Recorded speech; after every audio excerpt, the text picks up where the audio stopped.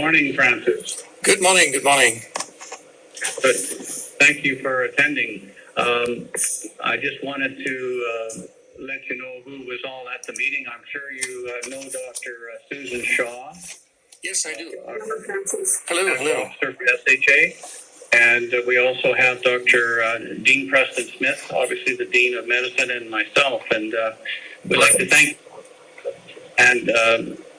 we'd like to thank you for attending this meeting, and this meeting is to inform you of a number of issues that have arisen regarding your recent engagement as it relates to COVID-19 response in Saskatchewan. I am in my role as provincial head. I'm going to inform you of a letter that will be sent. And the contents of a letter that will be sent to you immediately following the meeting, not only by email, but I'll do by registered mail as well. So we'll also have response from Dr. Susan Shaw and Dean Smith. So without any further ado, Francis, in my role as provincial head of the Department of Surgery, I'm notifying you that the College of Medicine has received information that you are engaging in activities designed to discourage and prevent children and adolescents from receiving COVID-19 vaccination, contrary to the recommendations and pandemic response efforts of Saskatchewan and Canadian public health authorities. In addition to questions regarding your media and social media activity relating to vaccination, it is of significant concern that you actively participated in recent demonstration at a Saskatoon high school, and that this demonstration was designed to persuade youth to decline vaccination. This information raises serious questions as to whether you are engaging in unprofessional conduct contrary to individual and public safety. In light of this information, an investigation by the College of Medicine will proceed under the Procedures Manual for Medical Faculty. I will be sending you a copy by email with the letter of the Procedures Manual to enclose that in a package. But due to the serious nature of these concerns, your academic responsibilities are temporarily and immediately suspended pending the outcome of the investigation. That also means that there will be no involvement clinically or academically with any learners, whether it be students or residents. This also includes suspension of your academic responsibilities as Quality Improvement and Patient Safety Director and Director of Surgical Humanities. You are entitled to an appeal to the Academic Clinical Relations Committee Complaints and Appeals Subcommittee for review of this decision to suspend your academic responsibilities. You should note that the College of Medicine is not suspending the payment for services you would otherwise have received under your ACFP during this investigation period, and the College of Medicine will be in touch with you regarding next steps in this investigation. Maybe at this point, just to reiterate, so at this point in time, your academic responsibilities are temporarily and immediately suspended pending the outcome of the investigation. I will be speaking with Dr. John Shaw, the ADL and Division Head of General Surgery, on how this affects your current duties. I'm fully aware of the issues regarding learner involvement with the ACS and trauma service, and we'll work through this. Obviously, you'll be looking after your own personal elective patients, but from a learner perspective, both clinical and academic activities are suspended, and as mentioned, your responsibilities as Director for Quality Improvement, Patient Safety, and Surgical Humanities. I'll maybe stop there and ask Dr. Susan Shaw to make further comments. Good morning, Francis. Can I just say something here, please? Can I say something? Yeah.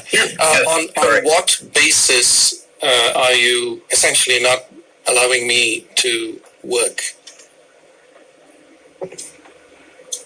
It's because you're allowed to work, Francis. You're not allowed to use your academic faculty appointment based on the suspension. That's all within the letter, and that will be part of the investigation and the review. Yeah, my role in the hospital is an academic role. It is, and it's suspended at this time. So what you're saying is basically you're not letting me work. No, that is not true. Yes. That is not correct.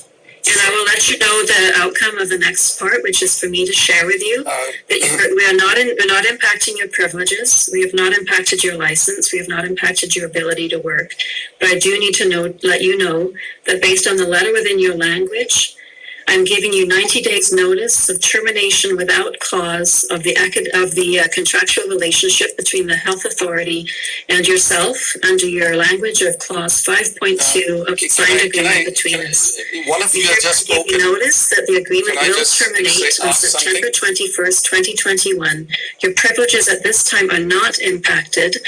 However, this notice is given without prejudice, and we remain all of the rights, powers, privileges, remedies and or defenses which the SHA currently has within the privilege system outlined within the bylaws.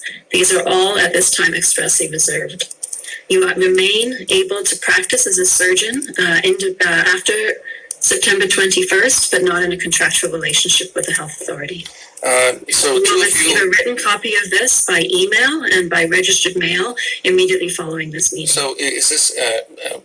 what is this? Am I allowed? Why are you meeting with me if you don't allow me to speak? This is This is to give you the information. Yeah, you can send me a letter. I mean, I know your faces really well, so yeah. I mean, there's no need. If you don't let me speak, I mean, this is exactly the problem, isn't it? You're censoring people, not allowing people to speak. You're not allowing people to protect the vulnerable. It is not only a very unprofessional thing, it is also contrary to informed consent and the basic principles of medicine. You are violating all of those principles. Did you know, by the way, any of you, that the WHO has asked that children do not be vaccinated?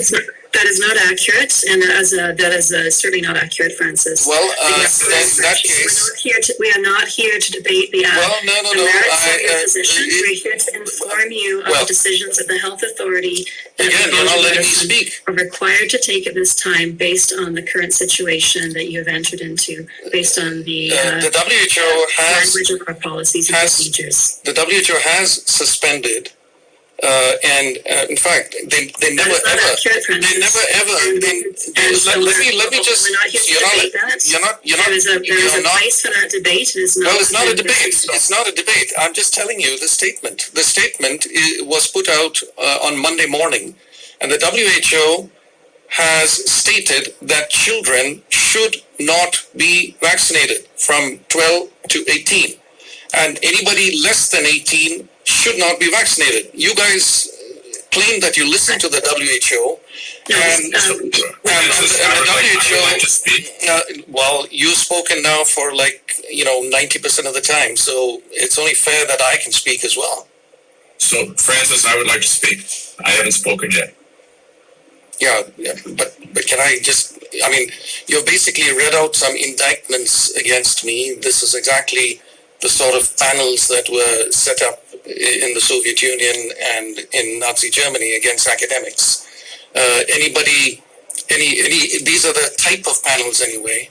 I'm not saying that you're Nazis or Soviets, but it's really disturbing, isn't it? I mean, that because I call for informed consent from parents and children, I am essentially not being allowed to practice and to teach residents and to teach students. This is disturbing, dystopian, and it's just not acceptable. So, Francis, as I said, I'd like to speak. The purpose of this meeting is to inform you of the actions that the College of Medicine has taken at this time, and likewise the SHA has taken. And certainly the provincial head is here because he represents both organizations to the Department of Surgery. I am here, as is Susan, to support provincial head. The decision with regards to the suspension of your faculty appointment is temporary pending an investigation, then you will have your opportunity to make your arguments. That is not the purpose of this meeting. This meeting is simply to inform you of the decision made after due consideration by the College of Medicine and the SHA. I recognize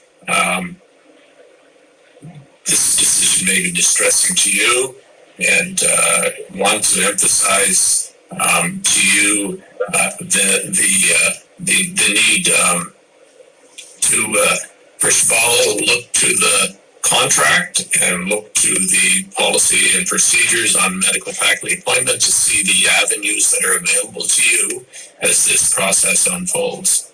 That will likely include the need for your own advice in determining best paths, and there are people, including legal representation, that can advise you as you follow your way through these procedures.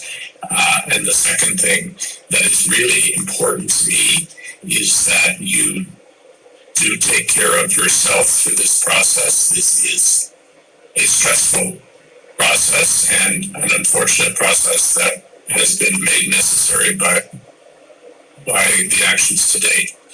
But it is still stressful and difficult. So in that realm, there are many supports available to you, and particularly the physician health program. Okay, I just have to say something because I'm speaking. Well, yes. And I will finish speaking, and then you can speak. I have to say that I'm not distressed at all. I will finish speaking, and then you can speak. I'm not distressed at all. I will understand. You don't have to shout over me. That's your choice, but I simply want to make sure you know those supports are available to you. Well, I'm not distressed at all. It's good to be on the right side of history and to go to sleep with a good conscience. I'm thinking you guys must be really distressed because you're going against science, you're going against the WHO, and you are trying to essentially you're basically doing your best to censor and to silence and to muzzle, intimidate, and essentially physicians, scientists, and people around the world who are calling for adolescents and children not to be vaccinated. The very fact that you don't know, let me finish, because I know that you all want to jump in and cut me off. The very fact that you don't know that the WHO came out on Monday morning with the recommendation not to vaccinate 18 and under shows that you're living in a dystopian bubble. You're only speaking to echo chambers. You don't know the level of support I have. You don't know how many surgeons, physicians, scientists in Saskatchewan, across Canada, who have reached out to me in support. You just don't know. You're living a fantasy world of self-congratulatory messages. It's really shameful. So I think, Francis, this is why we're so concerned about you, and because this appears to me to be a change in the way that you see the world. I read the World Health Organization statement. I read it this morning in preparation for this meeting to make sure that I had as much information. I've read the PHAC. I've read everything. I'm very concerned about your ability to clearly see what's happening and what others may be doing with you and to you to take advantage of your position. You're a highly intelligent man. Well, thank you. Thank you for... You're not making intelligent decisions. Well... You're not interpreting literature or behaving in a way that makes me understand that you understand how to navigate a scientific debate. To be so this is why it's important that we reiterate, please reach out to the SMA Health Program to ensure that you have supports that you may not realize or think that you need right now, but they offer amazing support. Well, I would recommend that you get those supports. We will not learn about. I would recommend that you get those supports because I predict you'll be needing them very soon. Because thank you for your concern, Francis. Yeah. Thank you for that concern, Francis. So the purpose of this meeting has been accomplished, and that was to inform you of the actions taken by the College of Medicine and the SHA. Reiterate that there are mechanisms for you to appeal these decisions in a process what will unfold at the university with regards to your faculty appointment. again reiterate that the supports are available to you, and that that they're excellent supports that you should consider taking advantage of. But otherwise, we accomplished the purpose of this meeting, and you'll be getting the written documentation by email immediately. Well, it wasn't really a meeting. It was basically an announcement from a group of very deluded healthcare people. Unfortunately, up and down the country, you guys are living in a dystopian bubble. That bubble, the truth will come out. And when that bubble bursts, you guys are going to be in big trouble. And you think I'm in trouble? By the grace of God, I'm sleeping well at night, and I'm not in any distress at all. Well, thank you, Francis, for telling us that. I'm very pleased to hear that. And again, we support, if there's any services needed, we would be pleased to help and support that. But the accomplishments of what was needed to be done today in terms of notification will be sent to you. And I thank you for participating in the meeting. And we will get the information to you as soon as possible. As it relates to the Division of General Surgery, I will be discussing with the ADL, Dr. John Shaw, regarding what is necessary in terms of temporary and immediate suspension of academic privileges relating to learners. And as well, I'll be sending a notice as well that this is in place. So I thank you for attending the meeting, and we'll end the meeting now. I appreciate your attendance. Thank you, everyone. Well, thank you. Thank you. Thank you.